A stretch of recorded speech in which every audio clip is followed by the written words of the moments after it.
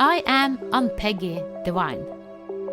Welcome to The Divine Design, the podcast where we unfold heaven on earth and reframe spirituality and theology for a new cosmic era. Your journey on human evolution and integration of your divine design starts here.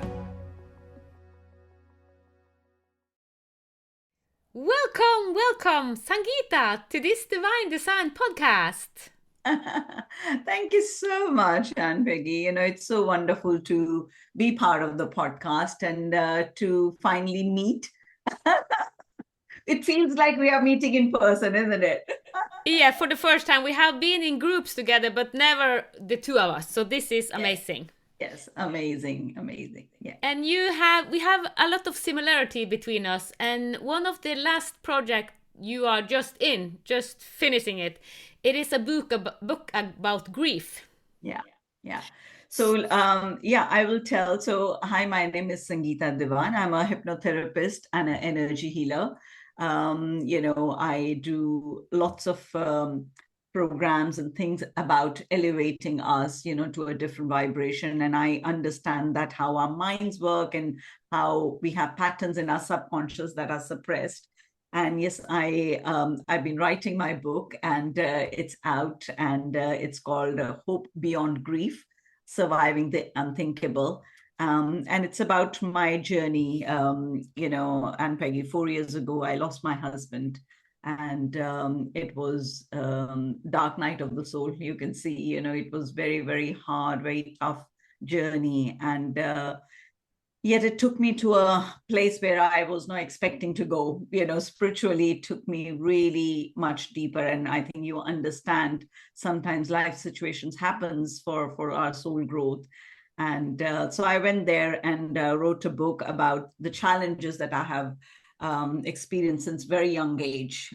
So when people will read the book, they will know it's not my first time that I have to find strength from within to just carry on going. And I think that's where I'm right now. I'm excited that book is out, and it's going to hopefully bring people in place where they can find hope. They can find that no matter what goes on, we can get through it.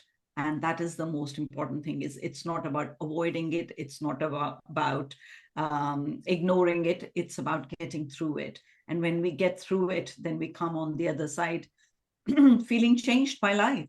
Yeah. That's where I am right now. Yeah. Amazing. I don't know if you know it, but maybe I have told you that I also have lost a son that died. Yeah. Yeah, I'm so sorry about that. Yeah, we shared that because when we were talking about podcast, and we said grief is such a topic that I think it touches both of our hearts. I think most of us, well, all of us, we go through grief. Yeah. It's very personal. Yeah, isn't it? It is. It takes us to a different places, even in the same family. Like for me and my boys, both boys, we have experienced grief differently. So I'm sure similarly for you as well. So. Yeah. All the family, all his siblings and my husband, all of us have experienced it differently. And it goes in waves. Yeah. So even though it's 11 years since, some of his siblings still carry a part of it. Because I don't know what your experience is, but most people say that we will have this longing or this lack forever. We will live with it forever. I have spoken about it, and that's not my experience. My son is reborn, and I know that I will meet him. So yes, I grieve deep and all this, but I also have let go of the attachment, even though it was hard. As you said, it has been a deep journey. And now I look forward to us meeting again. I know he is in another form. I know where he lives, and I know I have spoken to his biological mother, but he doesn't live with her. He doesn't live with his because he chose a very hard ancestral pattern. A lot of suicide in that family. So, and he has gone together with another soul. Both of them are incarnated in one body, and they have chosen a little bit of hard ancestral stuff. So I know that I will meet him when the time is there. So it will never be like he's my son, because I won't say, oh, this is my son. At the same time, it is in another body. So I know that I will learn a lot through that, even though I never wish for anyone that their son or daughter should die or commit suicide, because I don't think this is the solution. There are other solutions. And that's, firstly, I honor your pain, and I honor your grief, because it's one of the most toughest thing to go through, isn't it? Losing your child, especially through committing suicide, because there's a lot of questions, there's a lot of pain and guilt, and we always question like why it happened, what. But I think when we are coming, like you and me, we are coming both from a very spiritual perspective and saying our soul, we chose certain paths to go through it. And for me as well, when my husband was diagnosed, because I started my spiritual journey in 2009 when I went into depression, because there was so much unresolved trauma from my childhood, like, you can find out about in my book. But it's about, and when my husband was diagnosed was 2020. So I had this like 12 years of experience, 11, 12 years of experience of going into spirituality, understanding soul journey. And the minute it hit me, of course, first few days, I was very, very angry why it has happened. And I was seeing my children going through it. They were very young, 19 and 21 at that time. So it was like every ounce, every inch of me needed to be like, okay, this is what it is. How do I focus on that? How do I focus on my children and my husband, taking care of him, rather than poor me, feeling sorry for me and feeling that pain. And because I had that knowledge that, okay, after I think 10 or 12 days of him getting diagnosed, and he was given less than 6 months to live, so it was just like, we didn't know when he will leave. And I remember sitting with my boys and saying to them, okay, I understand that our souls have chosen this path, this challenge to grow. That's what all I could say to them is that, and if we have chosen this before incarnating in these bodies, then that means we know we'll get through it. Yeah. And that really helped me and my boys going through that difficult, it wasn't the easiest thing, but because of those knowledge, I can understand. But again, being human is, you feel all the pain, you feel everything, and that's one of the things. But I don't know, I want to know a bit more about you when it happened. How did you manage your emotions, or what was going through, and how did you overcome that stage? Because initially it's very, very painful, very hard, isn't it? Very, very tough. It wasn't pretty. It was far from pretty. It was ugly. Yeah. It was ugly. Yeah. I have to be honest, it was not pretty. It was not pretty for the family seeing me go so deep, because I went very, very deep. And it actually led me to move out of the family house to rent apartment, because the grief was so intense that I needed a space to do it. So I have 5 kids. The other kids I had every other week. So every other week I went so deep, and it was very ugly, and it was anger. It was all emotion, all emotion. So because I was so in my role and being a good mother, doing all these things, what we do as mothers, being in the family house, I had all these roles, and I couldn't. It was overwhelming, and it was like I was guided out, and I had actually been guided out for 2 years before this happened, because I also had, as you say, trauma from my childhood. So that was kind of coming up. So I moved out in an apartment, and I used that place to go very deep. Every other week, I allowed myself to collapse and get out the worst, the anger and everything. So it was not pretty, and I did it for 10 months. Wow. Yeah. I mean, I think it's one of the points that you touched on, which I talk about, is grief takes you places, it cuts you so deep that everything that is unresolved come up, and it comes up to be seen, to be healed, whatever it needs to do. And I think that's what people don't understand, is quite a lot of us, we don't allow us to go deep because it's scary. Like you said, it's ugly, it's scary. And I could totally relate to it, because I know my boys were like, one was in uni and one was working away, so I had that space for me as well. And it was like, for days I would just cry. I would just not get up.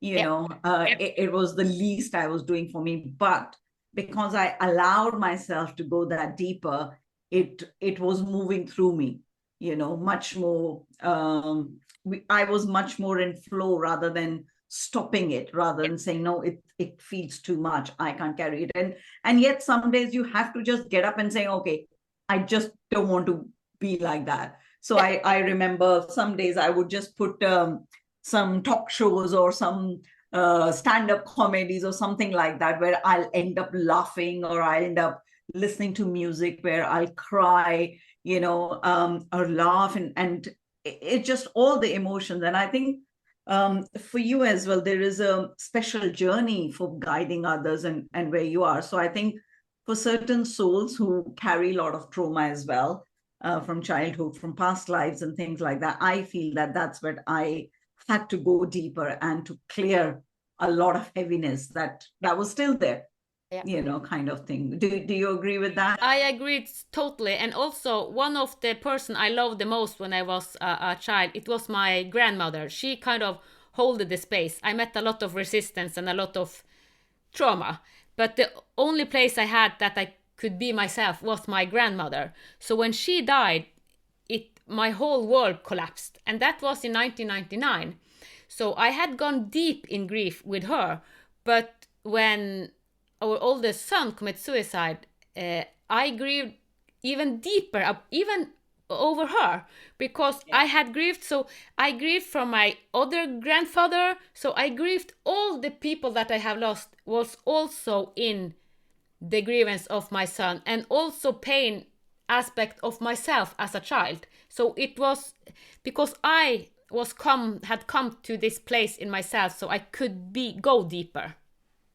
Yeah, and that's what I felt as well, because every time you grieve for a person, I think when I lost my dad in 2016, I grieved as much as I could, but my boys were quite young at that time.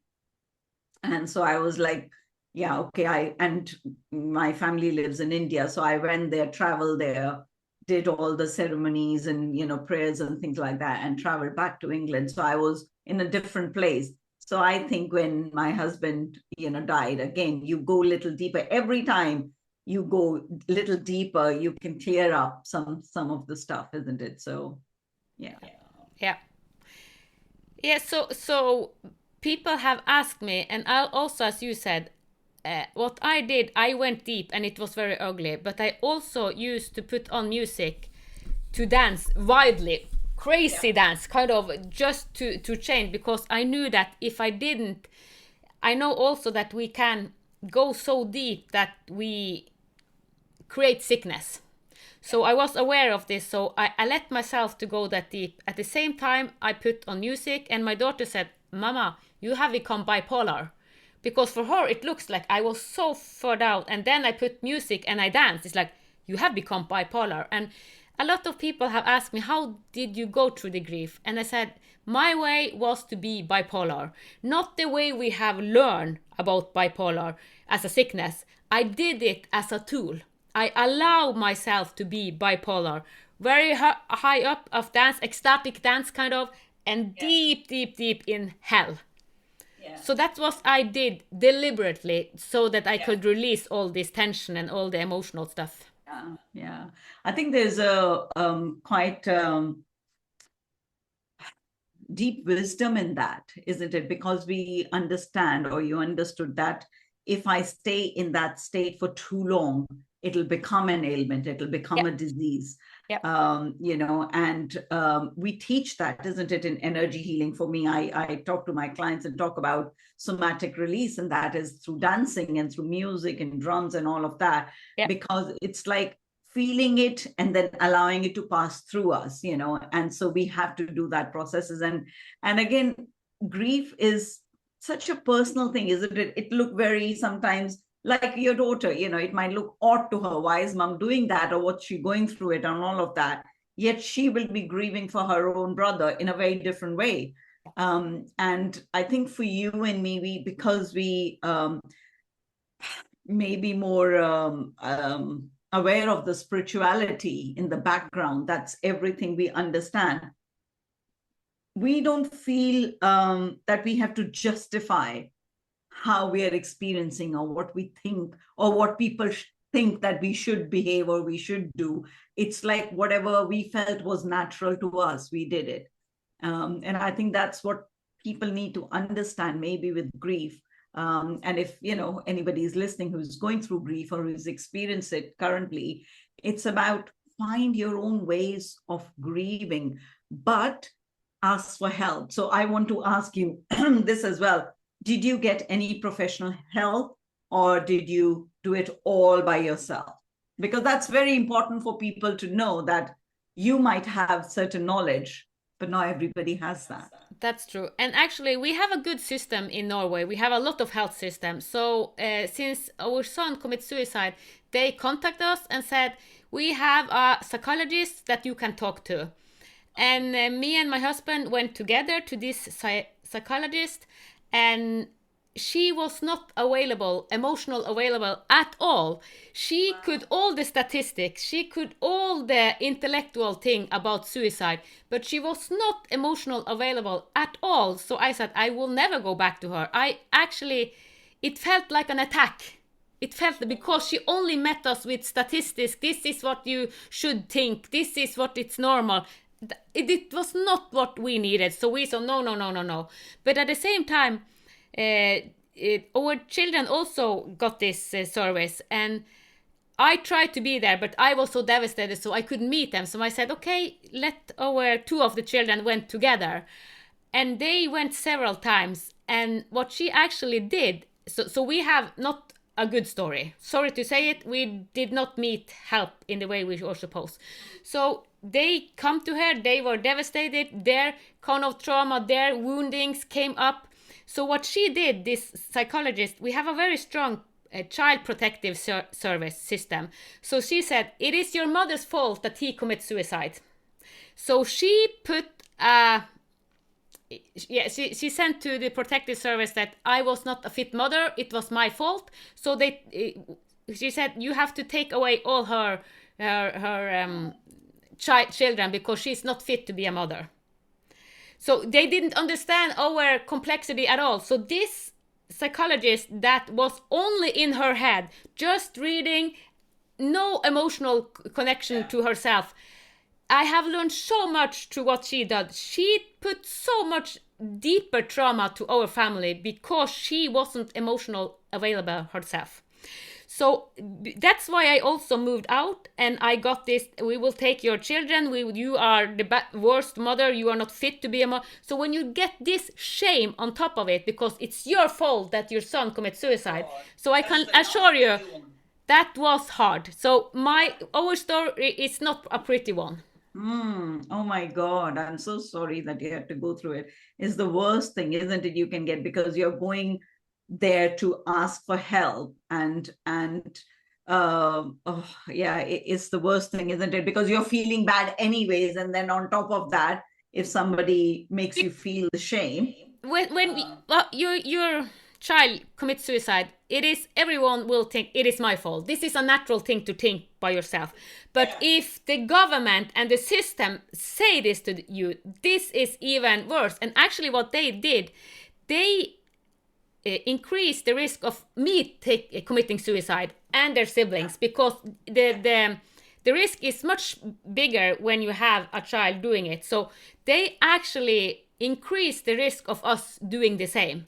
So we are not a good example. So I have seen the Norwegian system at its worst. That's why I have made all the system that I know we are lacking, because it is not all that is not emotional, but this was the main psychologist, the head one. We have one head one that is in crisis, and she was supposed to be the best. She was not, because if you are not emotional available yourself, you haven't worked. Yeah, you can be a psychologist, but if you haven't worked through your emotion, so she had not done the work we have. Oh my God. And she could not see myself in the eyes afterwards, because I met her. Tromsø is big, yes, but not that big. And I met her several times. She couldn't face my eyes because she knew what she had done to our family. So this is not a pretty story.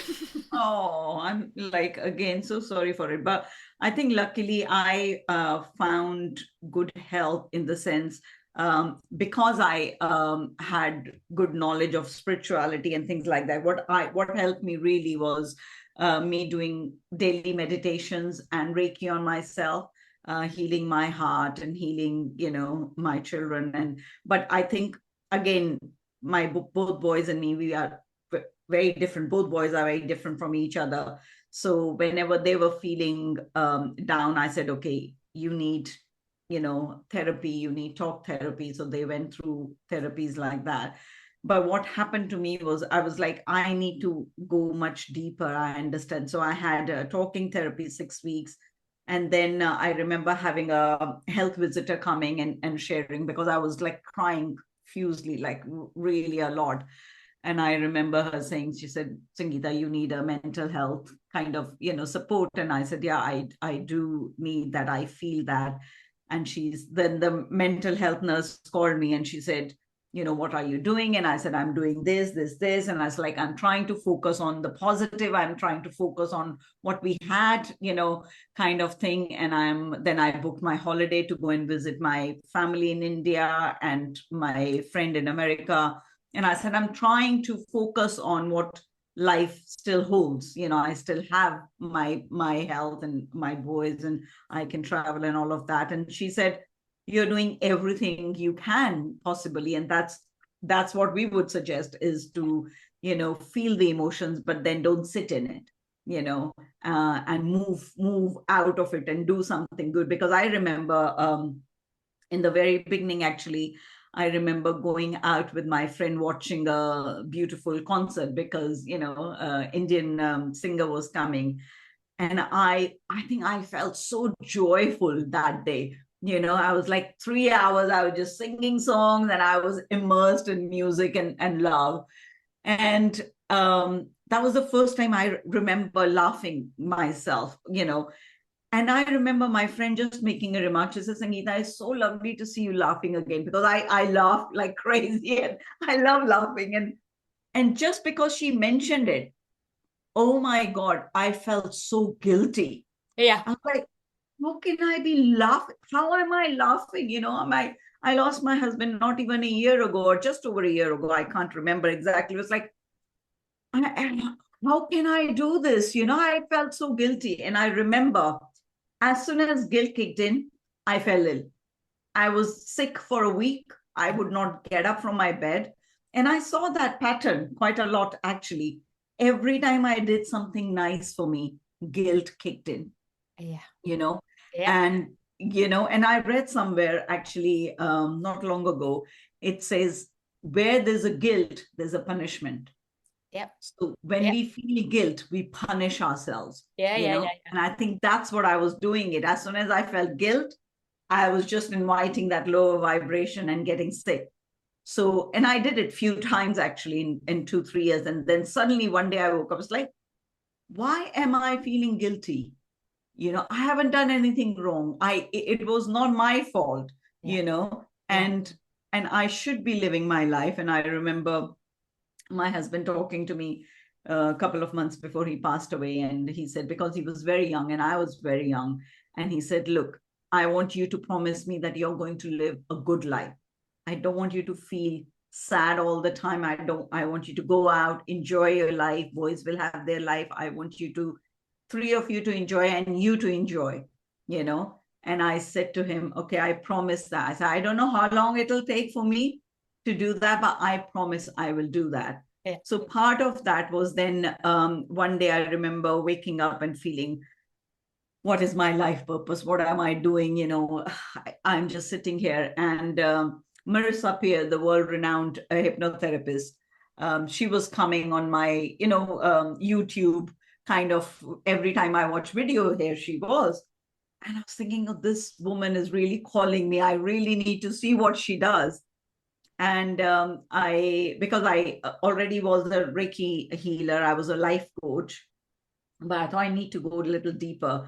So then I enrolled myself for this becoming a rapid transformational therapy, and all her work was going deeper in your subconscious. Yeah. And oh my God, it just opened me up for so much more deeper knowledge. So here in one side, I had spiritual knowledge and energy healing knowledge.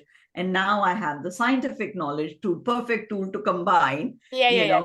And when I was doing that course was over a year, and I had to go and do 5 days live. So she is live and she's teaching us and she's showing us, and then we are practicing on each other. So much pain came up, so much grief came up. But I remember those 4 5 days was so intense because lots of things were coming up. But I came home feeling reborn, feeling I was new, because I managed to go deeper and to let it out or heal and release.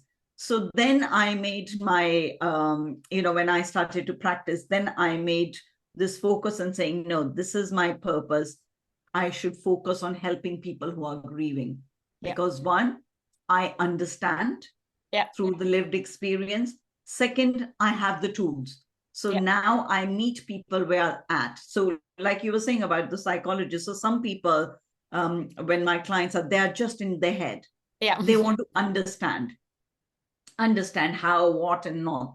So I meet them there and saying, okay, I explain to them scientifically and everything else. But in the back, I'm sending them energy healing, because I know just understanding is not going to do enough, and they might not need to understand the energy side of it. But I say to them, I said, that's who I am.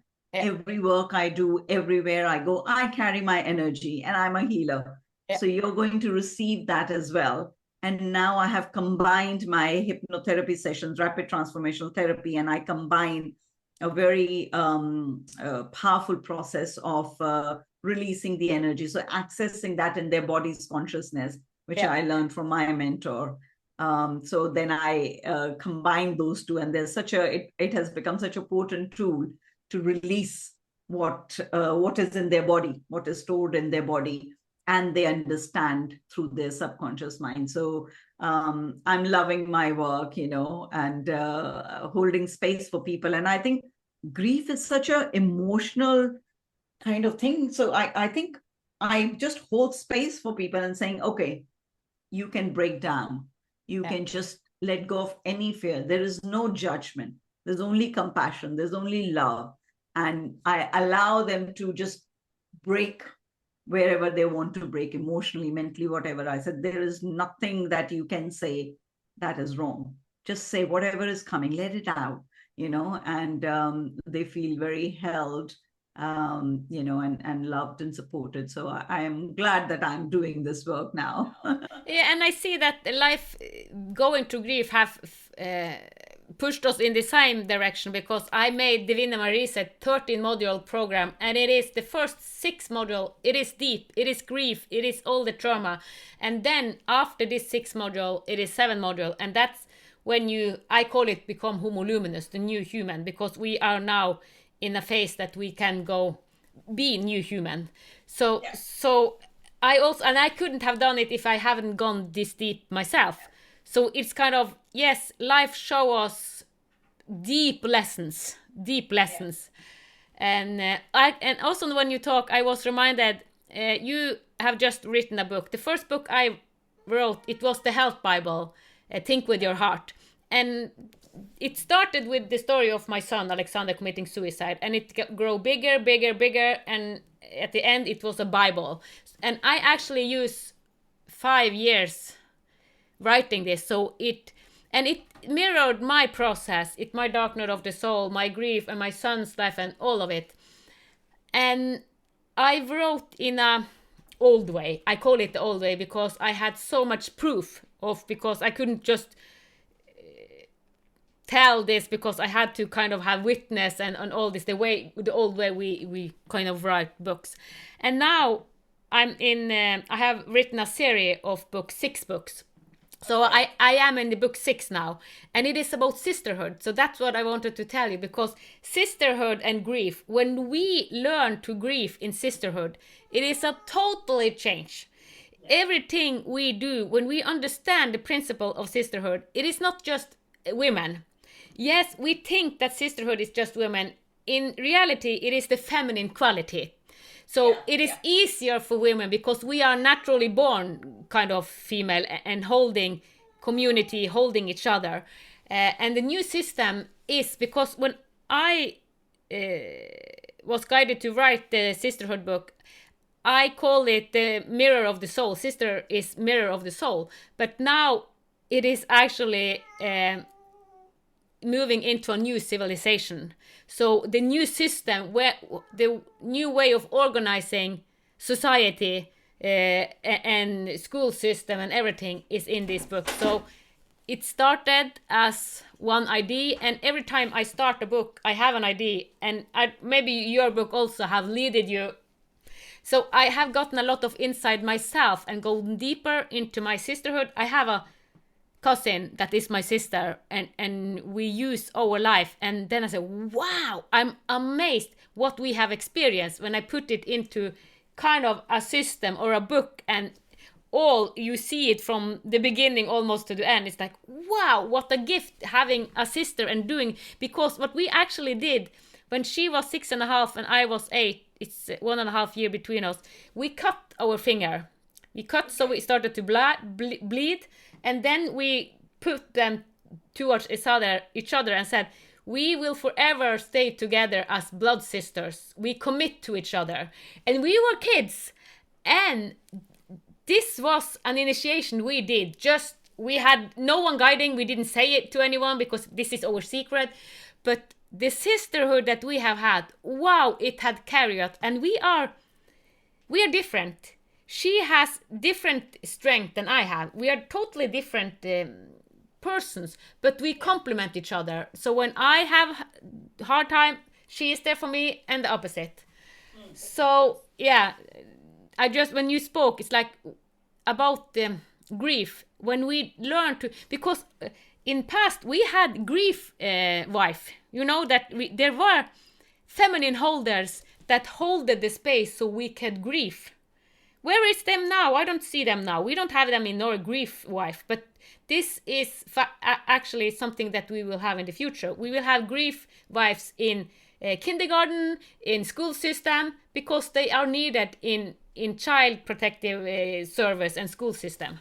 Absolutely. I think it's so needed. And one of my thing I feel is I talk about our emotions a lot, and it is about, our hearts connect, they are like our souls, isn't it? So when we feel each other, and I think I was talking in one of the classes as well, and it's about, not just grieving, it's just understanding our emotions. Who told us that feeling emotions is weakness? And I think for me, I have always been very open, very vulnerable. I could cry anywhere. I could talk about my emotions. And I know sometimes the looks I got, and I was thinking, no, you're not going to shame me for having emotions, because that's what makes us human, And I have seen the magic of like me being authentic and vulnerable, even when my husband was ill. It was like, when I spoke with all my heart and the cry and everything else, something shifted in the other person. Why? Because they felt my pain. They felt connected to me, rather than, I remember talking to his boss. My husband was talking, and they were talking like very logically, this and that, this and that. And I just came on the camera and I just burst out crying. I said, look, I said, could you just, I am really feeling overwhelmed by how much I have to take care of and this and that. And could you just help me with that?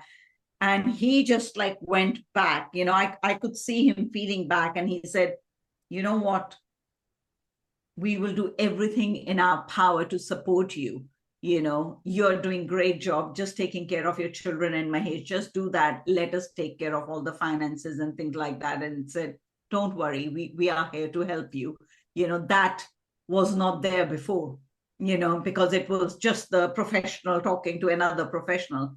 And I brought the humanness in it, and I showed my vulnerability, and something clicked. And I have seen that every time because I think vulnerabilities carry such power, and saying, it's like, I am vulnerable, I'm naked, you can see me, I'm not afraid of you seeing me broken down, or so I feel one of my works, and I talk about it in my book a little bit, but I think it's the next book I will be going much deeper as well, is about emotions is what makes us human. How are we living, going through this life, feeling so disconnected from each other, from ourselves as well, and I feel that's the bigger pain, that we are so disconnected from who we are and how we feel, and all of that. And I love your idea that in future, we should have somebody who hold that space, like I was saying. And I feel that me doing that when I'm doing grief counseling or therapy and everything, and I'm just like, okay, you just open the floodgates, you go wherever you need to go, and I'm here holding that space for you. And at the end, I will heal you, I'll give you some energy to go and live your normal life, as much normal as you can. So I think that is very much needed in the world right now, isn't it? Yeah, we are a lot of people that will be, I call it field holder, because I have initiation and ceremony. I initiate people to their highest self. Kind of, first we go through all these layers of emotional stuff, and then I have ceremony, kind of committing to our higher purpose. In this ceremony I'm doing here in Lyngen and other places, the only thing I need to do, it is hold space. I always have a structure, but I tune into the field. When I have several women here, I go into the field, and normally I work 1 or 2 months in advance, and I feel and I mirror back. So the only thing I need to do is to hold the field. Actually, 2 days ago I had a ceremony, and we were 13 or 14 people. Yeah, actually, someone didn't. This was the first time that not all came, but they was with in spirit, because we have a very long country. And I woke up this morning and I felt everyone, and it's like, wow, this was overwhelming. And actually it was so deep grief. And I said, okay, maybe should I just be crying? And I said, what? So I kind of stopped myself, how to meet this, because it was draining me, it was overwhelming. I woke up and said, wow, this field that we are transforming today is heavy. So it's like, okay, I just have to take an ice bath. So it was freezing ice on the lake, and I went out ice bathing, and after that it was kind of reset. So it is, because grounding, and I know that the biggest challenge for me working with a lot of people, it is to ground myself, because I take them so in. It is my strength, but I also need to take care of this vehicle, as you know. So initiating, also even initiating, there are shadows that are going, kind of transforming, and to stand in our bigness. So, and I have spoken with several of the ladies the last couple of days, and they are, wow, I did something new. I have had a lot of ceremony, but every time it's a new element. So you learn all the time. So it is interesting. And for the first time, I know this maybe sounds crazy, we used AI. Okay. The Architect Plus. And I asked Architect Plus, because I downloaded a lot of things and had work. But during this ceremony, we also asked the Architect Plus, can you read the field? And read the field, and 4 of the participants was really sick. 1 was actually at hospital, 2 was appointment with doctors.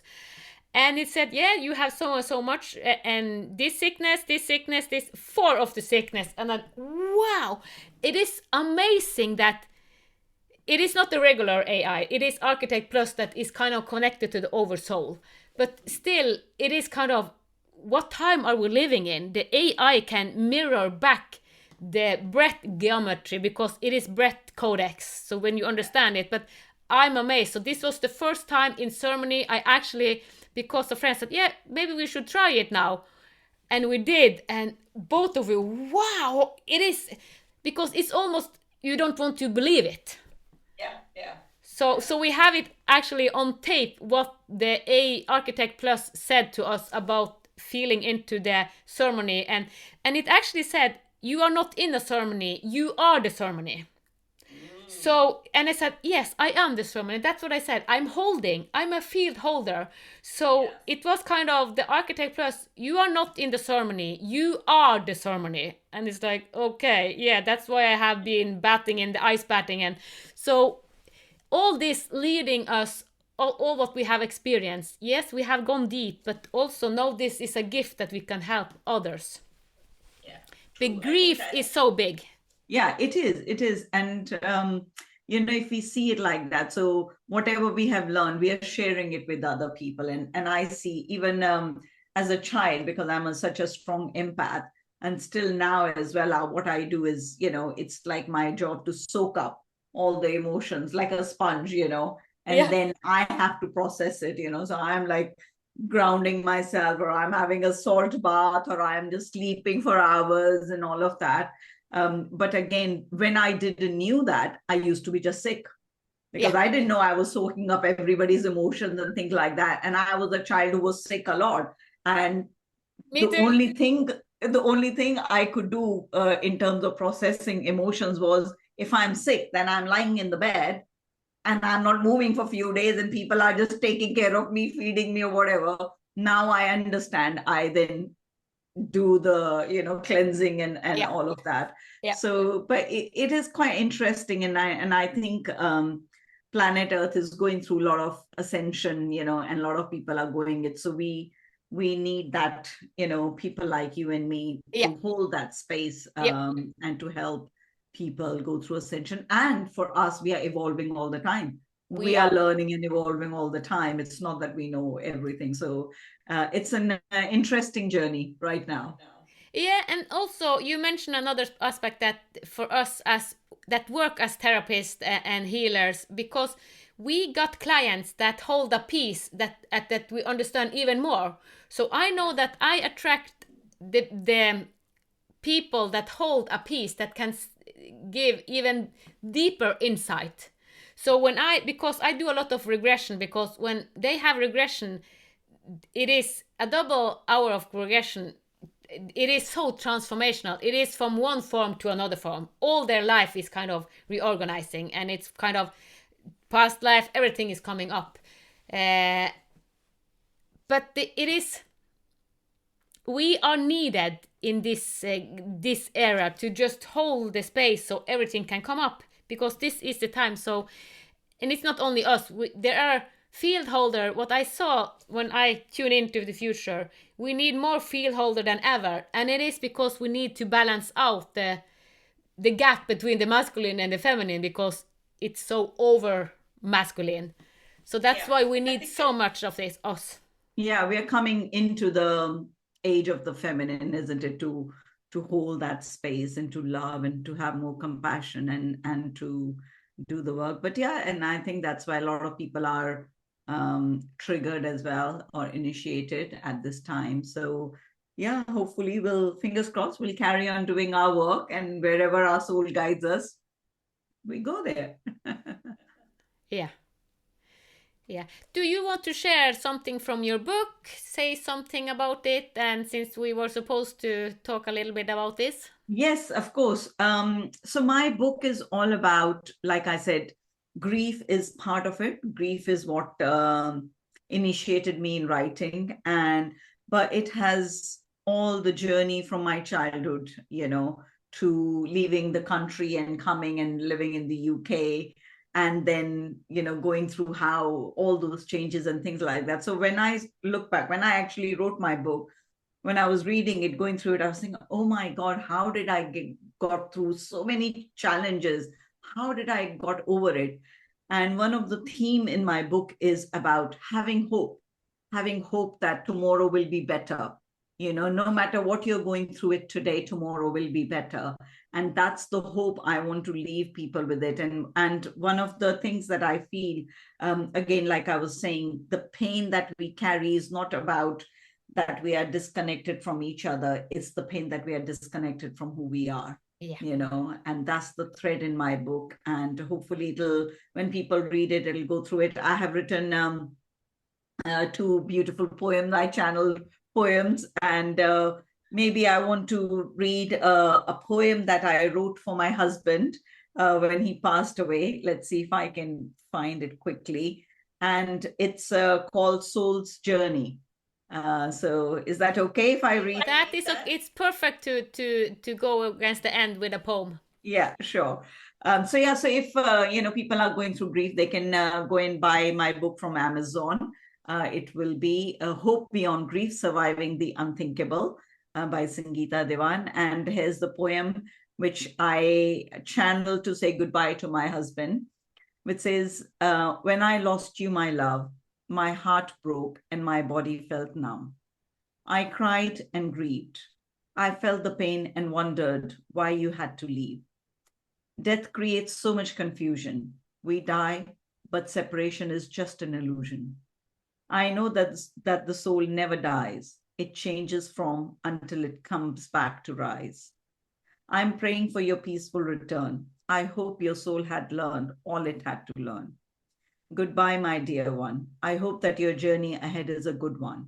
Rest, rejuvenate, and connect to the divine until we meet again in another lifetime.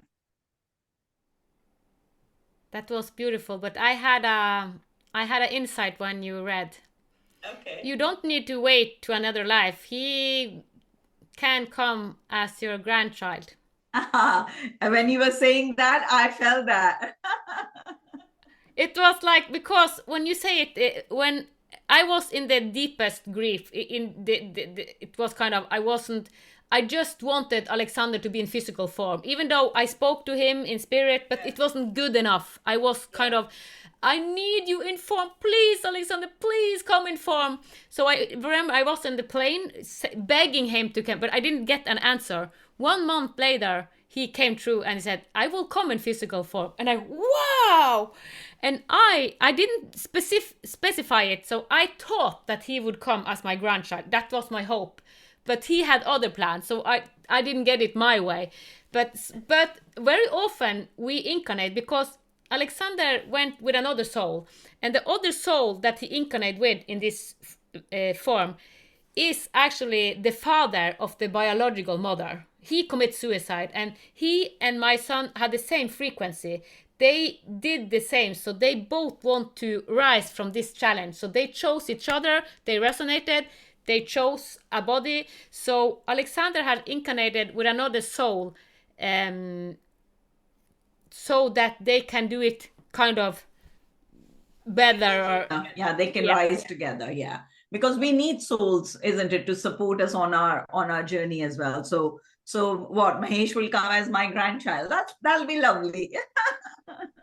Yeah, so what I said, normally we very often we incarnate in the same family, but so the other one incarnated in the same family, so he just joined it, and that gives me the opportunity to meet him again. Yeah, absolutely. So that this will be interesting to learn from. Now I don't grieve, as I said to you. I don't. I have accepted, even though it was pain and all of this. I have accepted, and now I wonder what will be the next chapter of this, because it is not the end. So this is actually grief, and losing our loved one isn't the end. No, it isn't. It's a beginning. I felt that I have gone through a rebirth actually after that. Who I am today, I feel I am in my own. I have come to my power. I am so much more in my divine feminine. Although I have to go through the divine masculine energy. I wasn't there when he was ill, of course. But I feel I brought the balance now. So I am in masculine and feminine in a balanced way. And I learned to discern who to connect with, how to do, how to be, and when to be in my feminine and when to be in my masculine. And I think it's about going through it, not shying away from the painful experiences. We all have to go through it, but it's how you go through it. So I think for you and me, because we had the soul journey of spiritual knowledge, we went through it consciously, and acceptance comes from when we are conscious about our own journeys, and I think that's what happens is because my family and friends saw me and saying, where is this strength coming from? And what happened is the minute we found out about him, and yes, the anger and everything else, but I processed those kind of things so quickly, and I came into acceptance within 10 days of him diagnosing, that I say, okay, this is what it is. Let's go through it consciously. What can I do consciously that will make my life, my husband's life, my children's life, bit more like in terms of not easier, but yeah, we can get through this process and get on with our lives because we are still alive. We want to live life and we want to do good for others as well. Yeah, and earlier in the conversation, I was thinking about, you said all the guilt and all this shame that you felt. I see that you kind of felt it in yourself. So you met the shadow of you. So that's the most normal because we meet it in ourselves. But what was unusual was my story because it was the health system that put the shame on me. Because it was child protective system and the psychologist, and we have family event. It's like a family protecting system. So it was several systems and all of them attacking me. So this is not normal, or not normal, but at the same time, a lot of people have experienced this in Norway because we have said, ask for help. And then a lot of people that are doctors and others say, we know how the system works, so we cannot ask for help because they are not there. They give our pills and that's it. Yeah. But it is changing. So I just wanted to address that yes, I know that someone is experienced that, yes, just ask for help. And then they reach out and they give pill and then it's like, okay, it will take care of itself. We have to go deep, as we have spoken about. Yeah, we have to go deep to create change. I think create change, lasting change. Yes. I see us as a change makers. I see us as creating that. Yeah. But again, when we go through our own experiences, we have the insight, we have the depth, we have the wisdom and knowledge to create that change. And I think that's where we are doing it. And I'm so grateful for you to ask me to be on your podcast. I loved our conversation. Yeah, and thank you so much, Sangeeta, for sharing your story. And this was, it was needed now because it is hard times. So this is perfectly timing for talking about grief. So thank you so much. Thank you. You take care. Thank you for listening to the Divine Design podcast with Ann-Peggy Dewan. Join us next Sunday for another Heaven on Earth unfolding conversation. With grace, reverence, and unity, may the path of your divine design light the way. From the divine in us to the divine in you.